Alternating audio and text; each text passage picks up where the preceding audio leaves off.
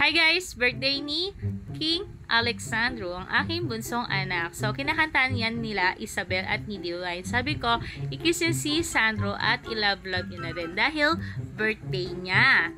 At mukhang yung aking anak na bunso, gustong-gusto na talaga kumain ng cake. Actually, naano niya na nga yan, nahawakan niya na nga yung gilid niyan at nasipan na rin ang kanyang paa. So, sobrang excited sila. Pero bago yan, dumating na yung car ni Alexandro. So, ayan, ginamit namin yan sa oval ng Cainta Rizal. Tinry namin muna yan sa bahay. Kaso nga lang, itong aking bunso, umiiyak siya pag sumasakay siya. So, nag-decide kami na pumunta muna kami sa oval para makita niya kung para saan yung car na yan. So, makikita nyo, nakasakay na dyan sila Isabel at si Divine.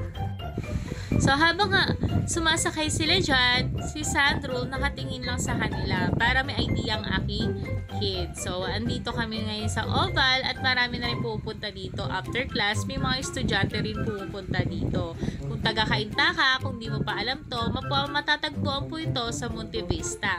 So, ayan, sinakay na namin si Sandro.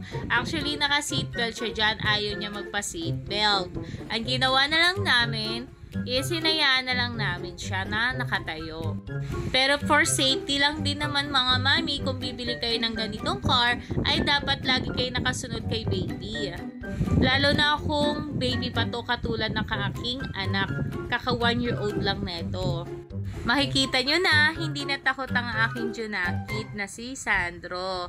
Ayan, nag-e-enjoy na siya dyan at feel niya na talaga yung car na para sa kanya. Kaso nga lang, yung dalawa kong anak na babae, mas gusto nilang lagi silang nakasakay dyan. Ang pinaintindi ko na lang sa kanila, mamaya, pwede na kayo umangkas kasama si Sandro. Hayaan nyo muna ang inyong kapatid na mag-enjoy.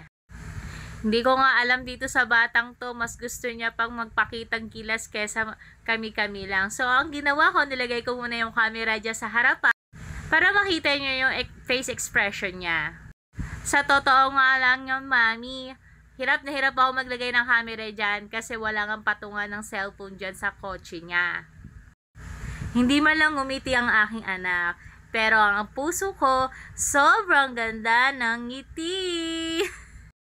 Yan, nahulog na nga yung camera dyan. So, ayan ang aking kid. Naka-seatbelt na siya at napansin nyo, nag-change na rin siya ng damit niya kasi yung kanina, yung damit niyang puti ay nadumihan. Kumain kasi siya ng ket. So ngayon, naggayak na kami at umuwi na kami. Nandito na kami sa bahay at ako'y natae. Gusto ko na magpupo at itong batang to, gusto lagi malanghap ang aking pupo.